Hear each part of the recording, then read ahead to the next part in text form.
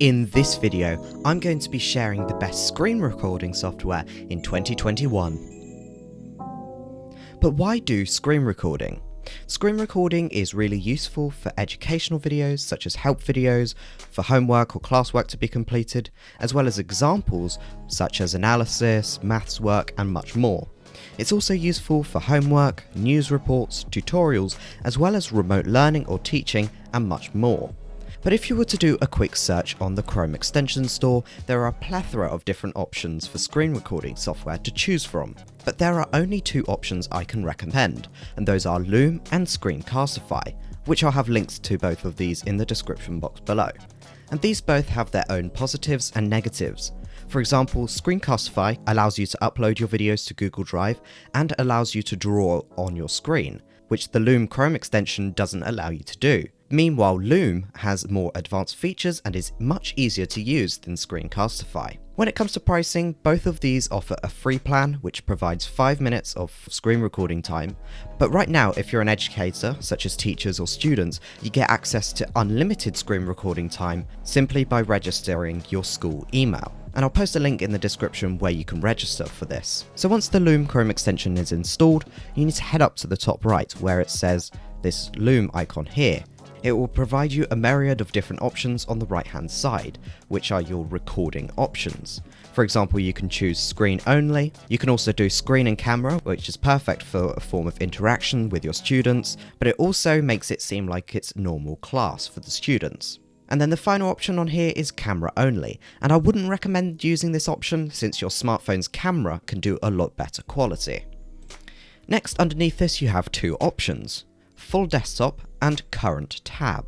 Full desktop basically means that it will record all of your tabs and you can flick between them, which is great if you're a teacher and you're just flicking between the class assignment, the document, your presentation and more. And then current tab basically just records the current tab that you're on and only that. Underneath this you've got your microphone option, and if you were doing this with your camera you would have your camera option, but you don't need to worry about this unless you're using a form of webcam. Underneath this you've got a few advanced options which you may want to fiddle around with, and then once you're ready to start recording, click start recording at the bottom. Now at the bottom you can see I've got this icon here.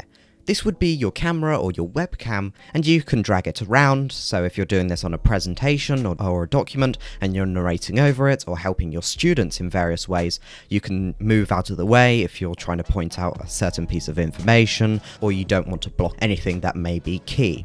You can also adjust the size of yourself simply by clicking on any of the three dots. To stop your screen recording, all you need to do is click on the green tick next to it. Once your screen recording has finished, you should be taken to a page which looks like this. And there are a ton of different options inside of here, but we're going to cover a few of the basics. So let's start off by renaming it. To rename it, all we need to do is just scroll down a little bit where it says the name of the screen recording. If you click on this, you're able to now rename it. Then if you scroll up, a few final options that you want to cover.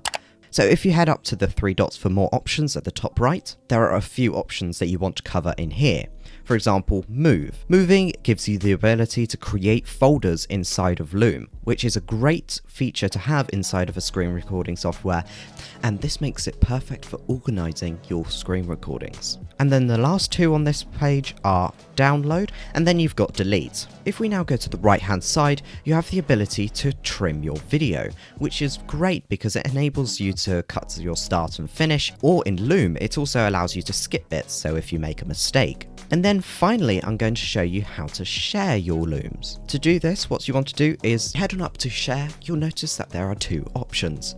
You can either grab a shareable link, which is something that you'd post on platforms such as Google Classroom or in an email, but if we head on into share, there are two options, and the one that we're interested in is the one that says share with specific people, and this one requires the email addresses of the people you'd like to share it with. Now what you want to do is watch our playlist on screen recording with Loom, where we cover everything from trimming your video, using interactive links, creating thumbnails, as well as some of the best tools to pair up with your Loom recordings.